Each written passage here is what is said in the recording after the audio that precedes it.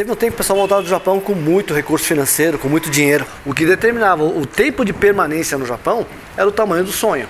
Quem queria comprar um carro fazia um zangueô lá, 7 meses, 8 meses, isso em 89, 90, dá pra comprar um carro novo aqui no Brasil. Tá? Quem queria comprar uma casa ficava 2 anos e meio, comprava uma casa. Então o que acontece?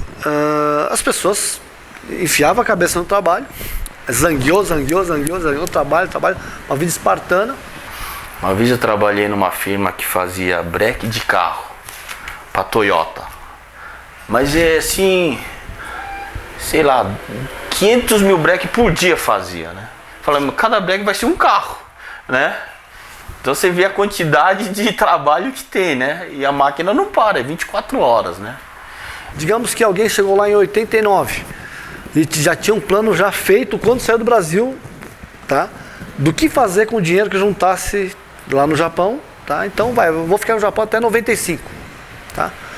E essa pessoa, né, conversando com muita gente no alojamento, ou no refeitório, tal, comendo lá no dia a dia no Japão, o pessoal, os colegas falam, pô, esse cara é um gênio, esse cara vai ter um plano lá de montar um negócio, sei lá, no Brasil, ou comprar uma franquia, sei lá, vai ficar rico lá no Brasil. Só que acontece, lê do engano, depois de 1 ano ou 2, no máximo, a pessoa volta pro Japão, o pessoal fala, e aí, tá passeando aqui no Japão? Não tô passeando. Não tô, mas o que você tá fazendo aqui? Deu tudo errado. Acontece com um vizinho, com outro, com um amigo, eu falo, não, as pessoas começaram a ficar receosas, somado a risco de instabilidade econômica, desemprego, sequestro, tinha muitos sequestros de DKSEG, tá? As pessoas começaram a mudar, falar o seguinte, olha, para que eu vou ficar economizando, me matando aqui, vivendo à base só de lamen o tempo todo? Não, eu vou começar a viver a vida aqui, vou trazer minha família para o Brasil, para o Japão, tá? Trazer esposa, filhos e vou começar a viver a vida aqui. Depois de ter passado por várias fases difíceis de adaptação, né, finalmente esse grupo de brasileiros estava então fincando raízes no Japão. Desde que começou o movimento DKSEG em 85, né, o crescimento de população brasileira DKSEG no Japão só era ascendente. Cada ano aumentava 5%, 5%, 6% e vinha. Só em 88 teve uma ligeira queda, mas logo no ano seguinte já começou o ritmo ascendente. Trabalhador unido jamais será vencido! Jamais será vencido! Nós somos uma força de trabalho nesse país que é uma força grandiosa, nós pagamos impostos, nós contribuímos com todos os impostos desse país, nós temos visto, nós entramos aqui pela porta da frente, por isso nós repudiamos todas as demissões. A crise de 2008, quer dizer, ele é um marco, né? É um marco histórico do mundo, não é verdade? Assim como tivemos a crise de 29, né, crash de 29, a gente teve a crise do petróleo, tivemos 11 de setembro, né? E tivemos Lehman Shock de 2008. Os americanos que mais consumiam no mundo deixaram de consumir, os países que exportavam os produtos de consumo para os Estados Unidos entraram em crise. O Japão é exportador de automóveis, de produtos eletroeletrônicos, né? Justamente o segmento que os brasileiros trabalhavam nessas fábricas terceirizadas. Conclusão. Então, o Japão deixando de exportar para os Estados Unidos, né? Não há mais necessidade de mão de obra nas fábricas japonesas. Final de 2008, né? Até mais meado de 2009, a maioria estava sem emprego, inclusive eu também, né? Eu fiquei praticamente 6 meses no hard work, né? Eu ia no hard work todo dia para poder arrumar um emprego. Hard work, então, era um balcão de atendimento do governo japonês, tanto para oferecer emprego como para tomar conhecimento da realidade em que foram colocados os brasileiros. A fila era, para dizer, tinha mais de 50 metros, né? E a gente tinha de pegar o que viesse. Eu tinha guardado alguma coisa, né? Também mandei para cá para poder, porque eu não sabia mais o que ia acontecer, né? O pouquinho que eu ganhava, eu mandava metade. Então, pessoas que tinham dívidas acumuladas no Japão, ou tinha uma programação de se viver no Japão, em termos de educação dos filhos, por exemplo, né? E isso foi tudo interrompido de maneira abrupta, né? Mas eis que chega a roda viva e carrega o destino pra lá. Roda mundo, roda gigante, roda moinho, roda peão. O tempo rodou num instante nas voltas do meu coração. Eu queria ficar mais uns 2 anos lá, né? Aí como essa indústria de autopeça demitiu mais de 50% dos brasileiros, aí lógico eu não tive como ficar por lá.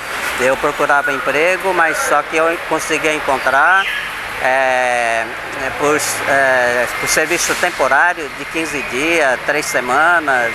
Até então, até 2008, né?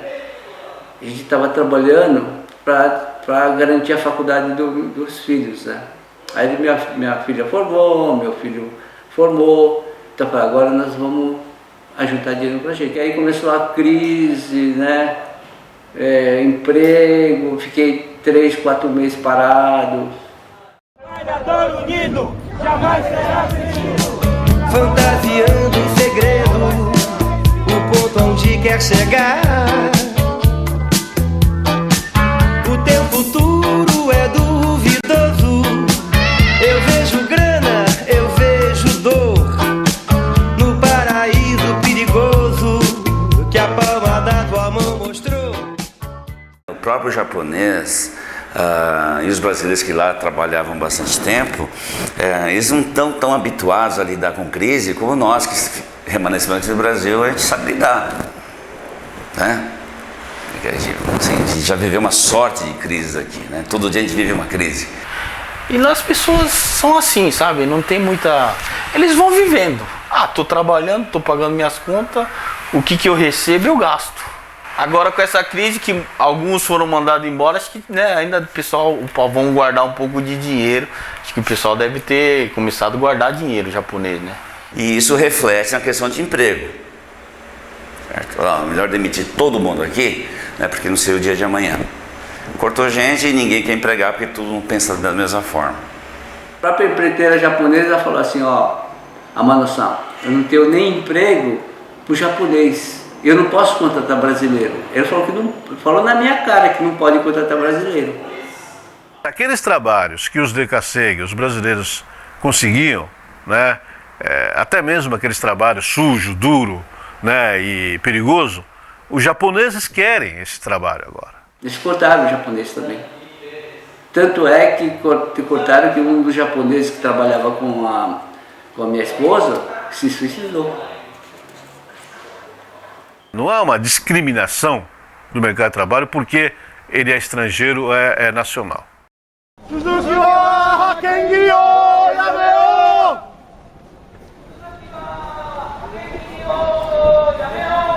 Suzuki wa Hakengi o yameo! Até 2008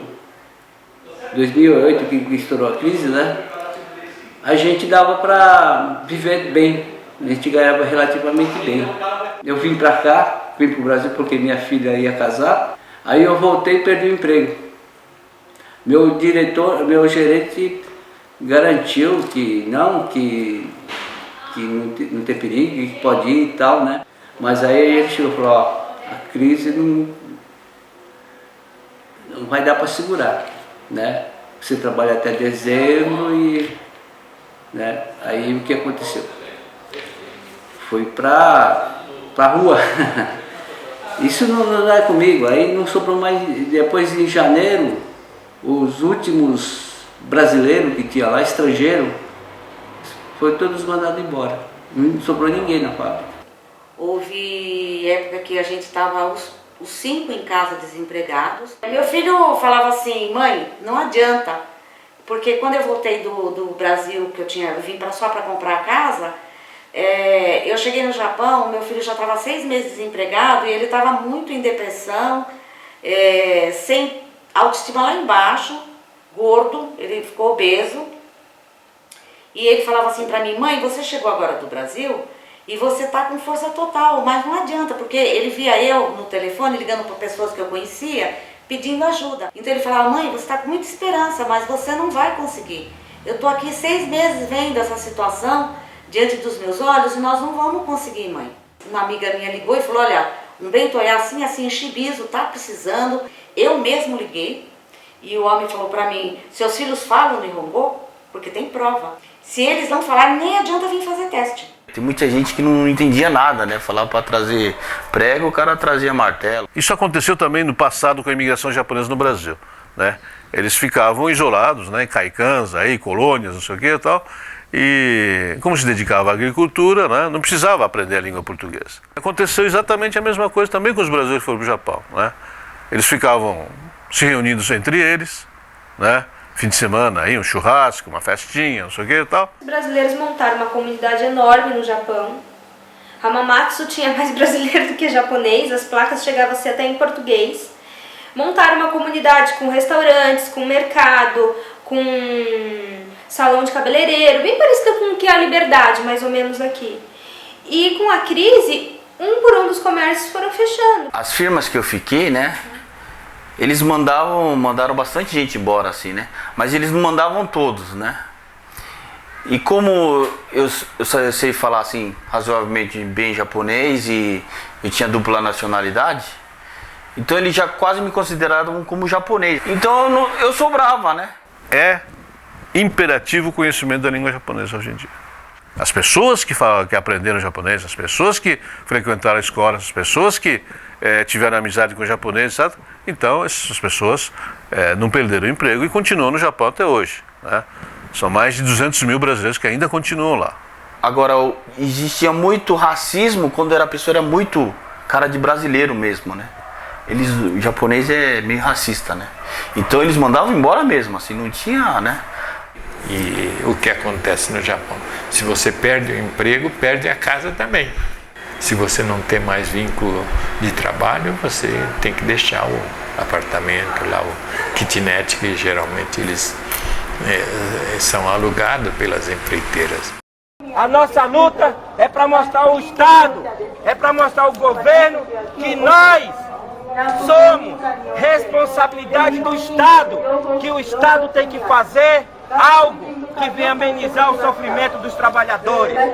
Nós visitamos uma igreja católica que tem numa imediação ali de Hamamatsu, muitos brasileiros e peruanos que estavam praticamente morando na paróquia. Eles também inventaram, vamos dizer assim, uma bem precário, escolas e se alimentassem. Eram, mal comparando, como se fosse um acampamento de refugiados.